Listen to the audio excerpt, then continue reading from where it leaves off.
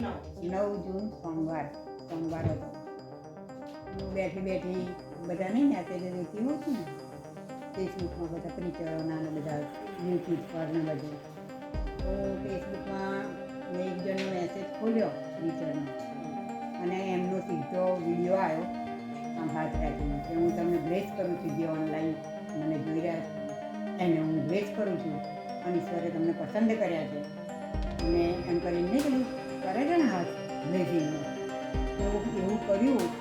અને હું આખી જે ધ્રુજી ગઈ છું તે ઘડીએ કે હું બયાન નહીં કરી શકતી અને એકદમ મારા મોઢેથી ટંક નીકળી અને એ ટંક તો કદી બોલી નહીં. એ શબ્દ એવા શબ્દ મારા મોઢેથી બોલાયા અને પછી બંધ થઈ ગયા અને પછી જે મને અનુભવ થયો છે એ હું એટલું બધું રડી છું ઈસુ બાપને પ્રાર્થના કરી કે ઈસુ બાપ તમને પસંદ કરી છે, કારણ કે પેલા વિચારી કીધું કે તમને પસંદ કર્યા અને હું તમને બ્લેસ કરું છું.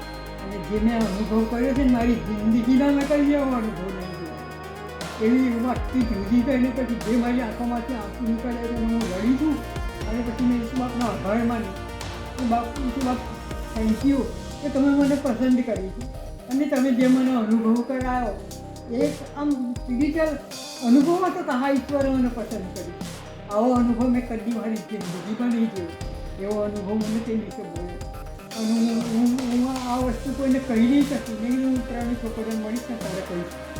મને તો આ અનુભવ થયા પછી મને ખાતરી થઈ ગઈ હતી કે ઈસુ બાપે મને પસંદ કરી છે અને હું પરમ પવિત્ર સ્થાનમાં ઈસુ બાપની જોડે જ રહેવાની છું. એટલે મને કોઈ ચિંતા નથી હવે જીવને.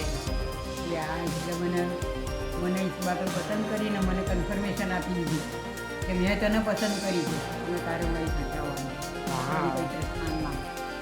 એટલે હું બહુ ખુશ છું.